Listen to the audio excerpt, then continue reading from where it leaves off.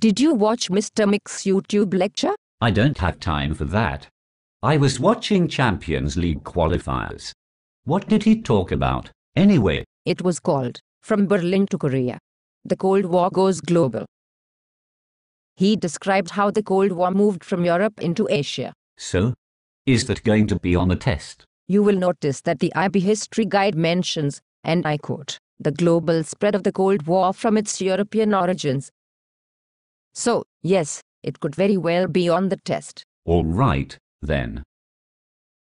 Tell me what happened. Of course, it started with the Chinese Civil War. Stalin was very clever. He publicly declared he was for peace and he recognized the nationalists under Chiang Kai-shek. However, Stalin was secretly giving aid to the communists and Mao Zedong. The nationalists were simply too corrupt and too out of touch with the people of China. The communists appealed to the peasants and they waged a successful guerrilla war. Mao had many rules for the communist soldiers to follow, and according to him, a revolutionary soldier among the people is like a fish in the sea. But wasn't China supposed to be one of the big powers? Didn't they have a seat on the Security Council? Precisely. After the communists took over in China, in October 1949, this became a sticking point. The Soviet Union wanted China to get the permanent seat on the Security Council, but the United States insisted that it go to the nationalists, who had fled to Taiwan. That seems unfair. China is like 50 times bigger than Taiwan. Precisely. So Stalin was upset. But he was feeling bold now because the Chinese communists had won the Civil War, and Mao had come to Moscow begging for money and an aeroplane. At first, it seemed that the Chinese communists would loyally follow the Soviet communists.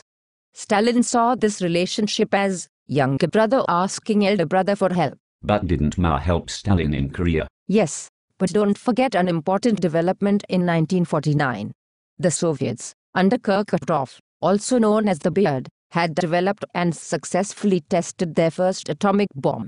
So, after the embarrassment of the failed blockade of Berlin, Stalin turned to Asia. He was feeling bold because the communists had won in China and the Soviets now had the bomb.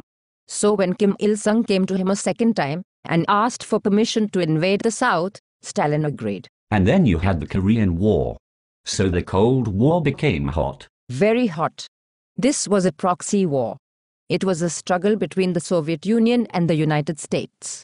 According to Mr. Mick, this is a crucial date in the Cold War, June the 25th, 1950, when the North Koreans invaded the South. The Norwegian historian, Arne Westad, says this is a recurring theme in the Cold War. He claims that the Cold War was the pan-European world trying to maintain and extend its hegemony over Asia and Africa. His name is odd. Yes, his name is odd, but he prefers to be called Arne. What does he mean? That the pan-European world is trying to extend its hegemony? I don't understand that. He is saying that the real battle in the Cold War was the battle for all those countries that had formerly been colonies of the British, the French, the Dutch, the Japanese. So, the battle for China, for India, for Vietnam, for all of Africa. Who would control these places? The Americans and the Soviets, as pan-Europeans, were battling over control of these places. So, for example, Stalin acted like the big brother to China, and America thought was saving the Philippines. Whoa, that's deep.